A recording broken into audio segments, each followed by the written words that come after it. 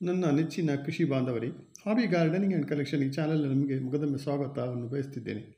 ಮಿತ್ರರೇ, ನಾನು ಇವತ್ತು ಲೋಳೆ ಸರ ಅಂದರೆ ಅಲೋವೆರಾ ಗಿಡದ ಕೃಷಿಯ ಬಗ್ಗೆ ಮಾಹಿತಿ ಒಳಗೊಂಡಂತಹ ವಿಡಿಯೋ ಮಾಡ್ತಿದ್ದು, ಇದರಲ್ಲಿ ನಾನು ಮುಖ್ಯವಾಗಿ ಈ ಲೋಳೆ ಸರ ಅಂದರೆ ಅಲೋವೆರಾ ಗಿಡ, ಇದರ ಪರಿಚಯ, ಇದರಲ್ಲಿ ಬರುವಂತಹ ಔಷಧಿ ಗುಣಗಳು, ಗಿಡದ ಮಹತ್ವ, ಬೆಳೆಸುವ ರೀತಿ, ಬೇಕಾದಂತಹ ಹವಾಗುಣ, ನೀರಿನ ಪೂರೈಕೆ, ಮಣ್ಣಿನ ಗುಣ, ಬೆಳೆಸಲು ತಗಲುವಂತಹ ಖರ್ಚು ವೆಚ್ಚಗಳು, ಗಳಿಸಿಕೊಳ್ಳಬಹುದಾದಂತಹ ಆರ್ಥಿಕ ಲಾಭಗಳು ಇತ್ಯಾದಿ ವಿಷಯಗಳ ಬಗ್ಗೆ ಮಾಹಿತಿ ನೀಡಿದ್ದು, ಅದಕ್ಕಿಂತ ಮೊದಲು ಕೃಷಿ ಪ್ರಿಯರಾದ ತಮ್ಮಲ್ಲಿ ನಮ್ಮ ಕೃಷಿ ಆಧಾರಿತ ಕನ್ನಡ ಚಾನಲನ್ನು ಸಪೋರ್ಟ್ ಮಾಡಲು ಸಬ್ಸ್ಕ್ರೈಬ್, ಲೈಕ್, ಶೇರ್ ಮಾಡುವರೆ ಕೇಳಿಕೊಳ್ತಿದ್ದೇನೆ. ಇನ್ನು ವಿಷಯದ ಕಡೆಗೆ ಹೋಗುವುದಾದರೆ, ಈ ಅಲೋವೆರಾ ಗಿಡವು ಆಯುರ್ವೇದಿಕ್ ಔಷಧಿಗಳಲ್ಲಿ ಪ್ರಮುಖವಾದ ಗಿಡವಾಗಿದ್ದು, ಹಲವಾರು ಆಯುರ್ವೇದಿಕ್ ಔಷಧಿಗಳಲ್ಲಿ, ಹಲವಾರು ಸೌಂದರ್ಯ ವರ್ಧಕಗಳಲ್ಲಿ ಮತ್ತು ಸೋಪು ತಯಾರಿಸುವಲ್ಲಿ ಧಾರಾಳವಾಗಿ ಉಪಯೋಗಿಸಿಕೊಳ್ಳಲಾಗ್ತದೆ. ಇದರಲ್ಲಿರುವಂತಹ ಔಷಧಿ ಗುಣಗಳ ಬಗ್ಗೆ ಹೇಳೋದಾದರೆ, ಇದು ಕೂದಲಿನ ಆರೋಗ್ಯವನ್ನು, ಬೆಳವಣಿಗೆಯನ್ನು ಬೆಳೆಸುವಲ್ಲಿ ಪ್ರಮುಖವಾದ ಪಾತ್ರವನ್ನು ವಹಿಸುತ್ತದೆ. ಚರ್ಮದ ಆರೋಗ್ಯದಲ್ಲಿಯೂ ಮುಖ್ಯವಾದ ಪಾತ್ರವನ್ನು ವಹಿಸುತ್ತದೆ. ಇವೆಲ್ಲ ದೇಹದ ಬಾಹ್ಯ ಭಾಗಗಳಿಗೆ ಸಂಬಂಧಿಸಿದ್ದಾಗಿದ್ದರೆ, ದೇಹದ ಆಂತರಿಕ ಅಂದರೆ ಇಂಟರ್ನಲ್ ಆಗಿಯೂ ತುಂಬ ಮುಖ್ಯವಾಗುತ್ತದೆ. ಅದರಲ್ಲಿ ಮುಖ್ಯವಾಗಿ ಈ ಹೊಟ್ಟೆ ಒಳಗಿನ ಜೀರ್ಣಕ್ರಿಯೆ ಮತ್ತು ಹೊಟ್ಟೆ ಸಂಬಂಧಿ ರೋಗಗಳಿಗೆ ತುಂಬಾ ಉಪಯುಕ್ತವಾಗಿರ್ತದೆ.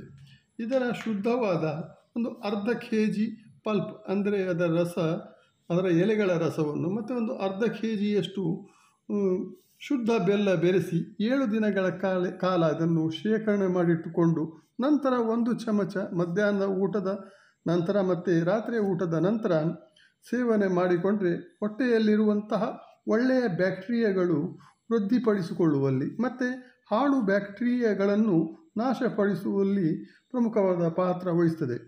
ಆಹಾರ ಪಚನ ಕ್ರಿಯೆಯಲ್ಲಿಯೂ ಇದು ಅಂದರೆ ಡೈಜೆಸ್ಟ್ನಲ್ಲಿಯೂ ಇದು ಉತ್ತಮವಾದಂತಹ ಕೆಲಸ ಮಾಡ್ತದೆ. ಜೀರ್ಣಕೋಶ ಸಂಬಂಧಿ ಕಾಯಿಲೆಗಳನ್ನು ನಿಯಂತ್ರಣಕ್ಕೂ ಬರುವಂತಾಗ್ತದೆ. ಇನ್ನು ಈ ಗಿಡಗಳ ವ್ಯವಸಾಯದ ಬಗ್ಗೆ ಹೇಳೋದಾದರೆ, ಗಿಡಗಳನ್ನು ಸಕಸ್ ಅಂದರೆ ಈ ಕಂದುಗಳ ಮೂಲಕ ಬೆಳೆಸಬೇಕಾಗ್ತದೆ. ಕೃಷಿ ಮಾಡಬಯಸುವ ಭೂಮಿಯ ಆಯ್ಕೆ ಮಾಡುವಾಗ ಮರಳು ಮಿಶ್ರಿತ, ನೀರು ಬಸಿದು ಹೋಗುವಂತಹ ಫಲವತ್ತಾದ ಭೂಮಿ ಆಯ್ಕೆ ಮಾಡಿಕೊಳ್ಬೇಕಾಗ್ತದೆ. ಭೂಮಿಯನ್ನು ಮೃದು ಆಗುವಂತೆ ಉಳುಮೆ ಮಾಡಿ ಅದಕ್ಕೆ ಎಕರೆಗೆ ಸಾಧಾರಣ ಒಂದು 15ರಿಂದ 20 ಟನ್ನಷ್ಟು ಹಳೆ ಹಟ್ಟಿ ಗೊಬ್ಬರ ಸೇರಿಸಿಕೊಳ್ಬೇಕಾಗ್ತದೆ. ಮತ್ತು ಭೂಮಿಯನ್ನು ತಮಟ್ಟಾಗಿಸಿ ಗಿಡದಿಂದ ಗಿಡಕ್ಕೆ 1 ಅಡಿ ಮತ್ತು ಸಾಲಿನಿಂದ ಸಾಲಿಗೆ 2 ಅಡಿ ಅಂತರದಲ್ಲಿ ಈ ಮಳೆಗಾಲದ ಆರಂಭದಲ್ಲಿಯೇ ನಾಟಿ ಮಾಡಿಕೊಳ್ಬೇಕಾಗ್ತದೆ. ಇದು ಮಳೆಯ ನೀರಿನಲ್ಲಿ ಉತ್ತಮವಾಗಿ ಬೆಳೆದುಕೊಳ್ತದೆ.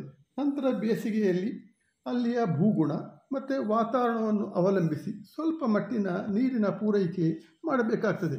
ನಾಟಿ ಮಾಡಿದ ನಂತರ ಸಾಧಾರಣ 7-8 ತಿಂಗಳ ನಂತರ ಎಲೆಗಳ ಕಟಾವು ಆರಂಭ ಮಾಡಬಹುದಾಗಿದೆ. ನಂತರ ಸಾಧಾರಣ 2-3 ವರ್ಷ ನಿರಂತರವಾಗಿ ಇಳುವರಿಯು ತೆಗೆಯುವಂತಾಗ್ತದೆ. ಇದನ್ನು ಆಯುರ್ವೇದಿಕ್ ಮದ್ದು ತಯಾರಿಸುವ ಮತ್ತು ಸಾಬೂನು ತಯಾರಿಸುವಂತಹ ಕಂಪನಿಗಳಿಗೆ ಸುಲಭವಾಗಿ ನಾವು ಮಾರಾಟ ಮಾಡಿಕೊಳ್ಳಬಹುದಾಗಿದೆ.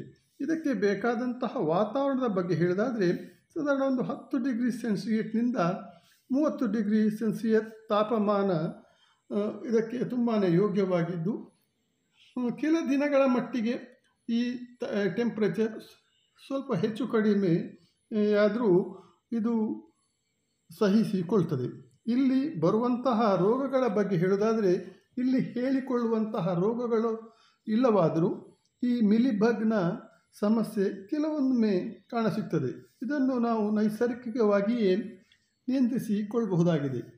ಇನ್ನು ಇದರಲ್ಲಿ ಬರುವಂತಹ ತಳಿಗಳ ಬಗ್ಗೆ ಹೇಳೋದಾದರೆ, ನೀವು ಕಮರ್ಷಿಯಲ್ ಆಗಿ ಬೆಳೆಸೋದಾದರೆ ತಳಿಗಳು ಬಹು ಮುಖ್ಯವೆನಿಸಿಕೊಳ್ತದೆ. ಇದರಲ್ಲಿ ಮುಖ್ಯವಾಗಿ IC 111271, IC 111280, IC 111269, IC 1111 273 ಪ್ರಮುಖವಾಗಿದ್ದು, ಇವು ಉತ್ತಮ ಮಟ್ಟದಲ್ಲಿ ಬೆಳೆದುಕೊಂಡು ಮತ್ತು ಉತ್ತಮವಾದ ಇಳುವರಿಯನ್ನು ನೀಡುತ್ತದೆ. ಇದು ಅಲೋವೆರಾ ಕೃಷಿಯ ಬಗ್ಗೆ ಸಂಕ್ಷಿಪ್ತವಾದ ಮಾಹಿತಿಯಾಗಿದ್ದು, ನಿಮಗೆ ಇನ್ನೂ ಹೆಚ್ಚಿನ ಮಾಹಿತಿ ಬೇಕಾಗಿದ್ದಲ್ಲಿ ಅಥವಾ ಯಾವುದೇ ರೀತಿಯ ಸಂಶಯವಿದ್ದಲ್ಲಿ ಕಮೆಂಟ್ ಮಾಡಿ ತಿಳಿಸಿದರೆ ಹೆಚ್ಚಿನ ಸಮಗ್ರವಾದ ಮಾಹಿತಿಯನ್ನು ಒದಗಿಸಲಾಗುವುದು.